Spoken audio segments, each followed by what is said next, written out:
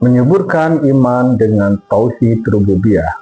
Assalamualaikum warahmatullahi wabarakatuh. Perjalanan menuju Tuhan. Sahabat insan kamil, Allah Subhanahu wa Ta'ala adalah Tuhan yang Maha Esa dalam semua aspeknya. Baik Esa di dalam zatnya, sifatnya, maupun afalnya atau perbuatannya. Allah Subhanahu wa Ta'ala yang menciptakan segala sesuatu dengan perhitungan. Segala sesuatu terjadi dengan skema yang demikian luar biasa. Tidak ada sesuatu pun yang diciptakan itu adalah sia-sia.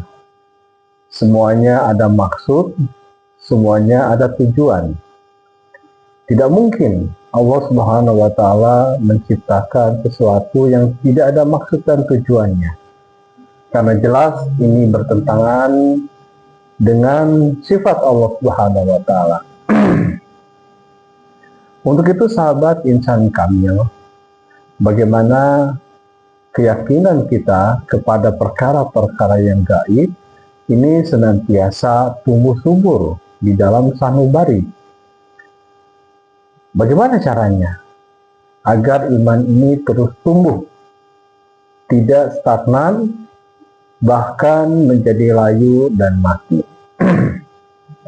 Sedangkan keyakinan kepada perkara-perkara yang gaib merupakan hal mendasar bagi orang yang bertakwa. Bahkan ini menjadi fondasi terhadap hal-hal yang lainnya. Seseorang tidak mungkin akan melaksanakan kewajiban sholat, zakat, puasa, haji, dan semua hal yang berkaitan dengan muamalat itu jika tidak dipondasi yang kuat terhadap perkara-perkara keyakinan kepada yang gaib. Kenapa ini penting? Karena perkara yang gaib adalah hal yang tidak bisa diindra oleh kemampuan manusia.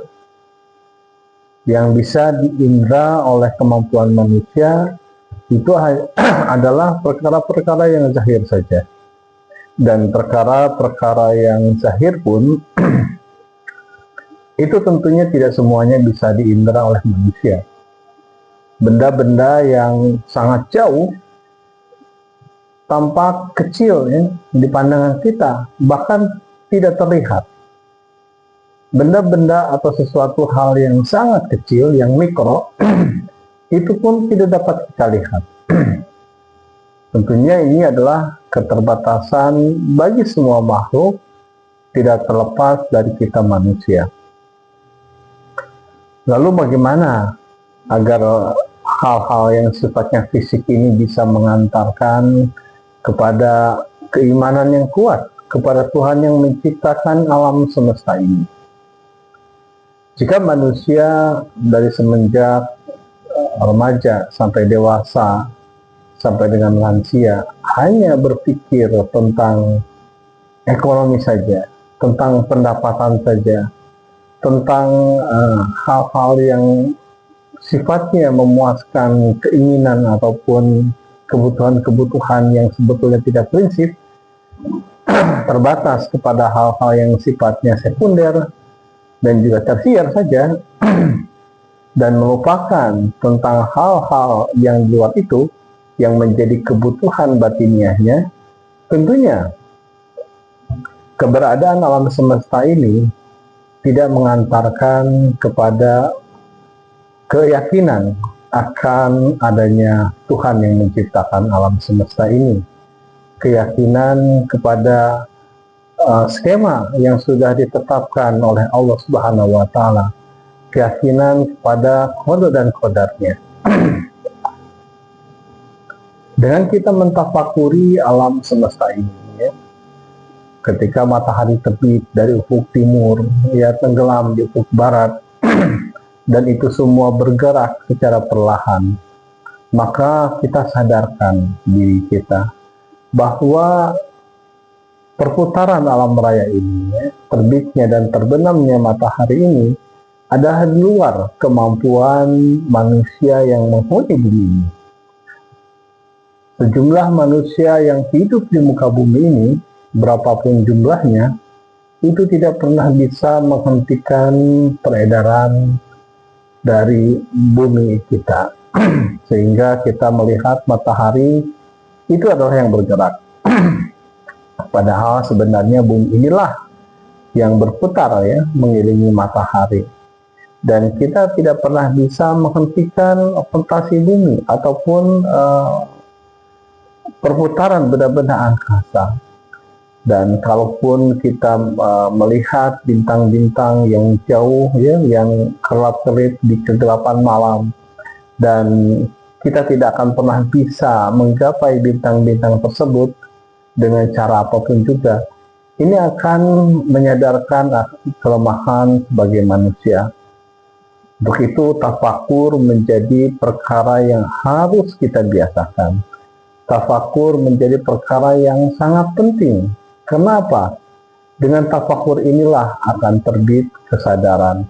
Dengan tafakur inilah akan terbit cahaya di dalam hati kita, bahwa manusia ini tentunya tidak terjadi dengan sendirinya, bahwa manusia ini penuh kelemahan, bahwa manusia ini tadinya adalah tiada.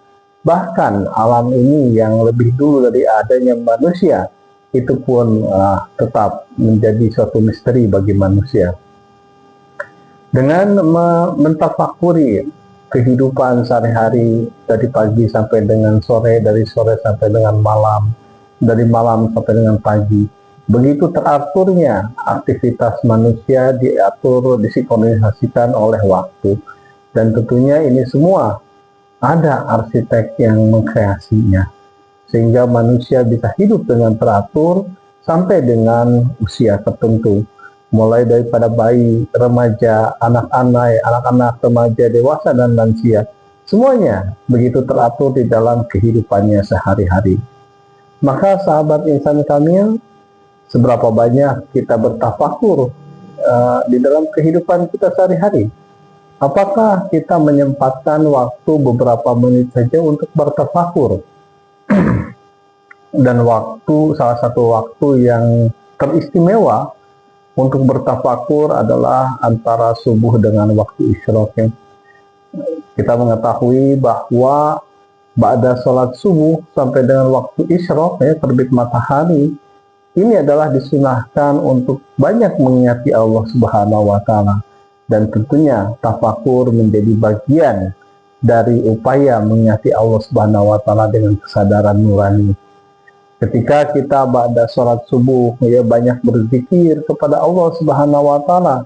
Kemudian setelah berzikir kita tetap bertafakur, memikirkan kejadian alam semesta ini, baik mikrokosmos ataupun makrokosmos. Diulang-ulang setiap hari antara tafakur dan zikir di waktu ba'da subuh sampai dengan isyraq ini, selama berbulan-bulan, bertahun-tahun, dan sepanjang hidup kita, maka niscaya itu semua akan membekas. Sesuatu yang dibiasakan tentunya akan berdampak. Sesuatu yang dibiasakan dalam jangka waktu yang lama, tentunya hasilnya akan signifikan. Maka kita upayakan menghidupkan waktu ba'da sholat subuh sampai dengan terbit matahari. Kalaulah tidak mungkin kita lakukan setiap hari karena kita harus bekerja atau melakukan aktivitas yang lain, maka dalam satu minggu ketika ada hari libur kita upayakan bagaimana bermujahadah menghidupkan antara waktu ba'da sholat subuh dengan sampai dengan waktu isyraq. Kenapa? Waktu ini adalah demikian sangat berharga, yang tentunya ketika di awal hari kita isi dengan banyak tafakur, kita isi dengan banyak berzikir kepada Allah Subhanahu wa Ta'ala, tentunya waktu duha sampai dengan waktu malamnya akan diwarnai oleh keimanan, kerinduan, kesejukan di dalam hidup bersama Allah Subhanahu wa Ta'ala. Demikian sahabat insan kamil, semoga menjadi tazkirah bagaimana upaya kita ya mengesahkan Allah Subhanahu wa taala, bahwa Allah Subhanahu wa taala ini adalah Tuhan yang menciptakan alam semesta, Tuhan yang memelihara alam semesta. Kepadanya kita berasal dan kepadanya kelak kita kembali. Firman Allah Subhanahu wa taala ya di akhir surat Al-Fajr, wahai jiwa yang tenang, kembalilah kepada Tuhanmu dengan ridho dan diridhoi. Masuklah ke dalam golonganku dan masuklah ke dalam jannahku. Betapa bahagianya seorang insan yang mendapatkan posisi tersebut. Jazakumullah, subhanallahi wa bihamdika, asyhadu an la ilaha illa anta, astaghfiruka wa atubu ilaik. Assalamualaikum warahmatullahi wabarakatuh.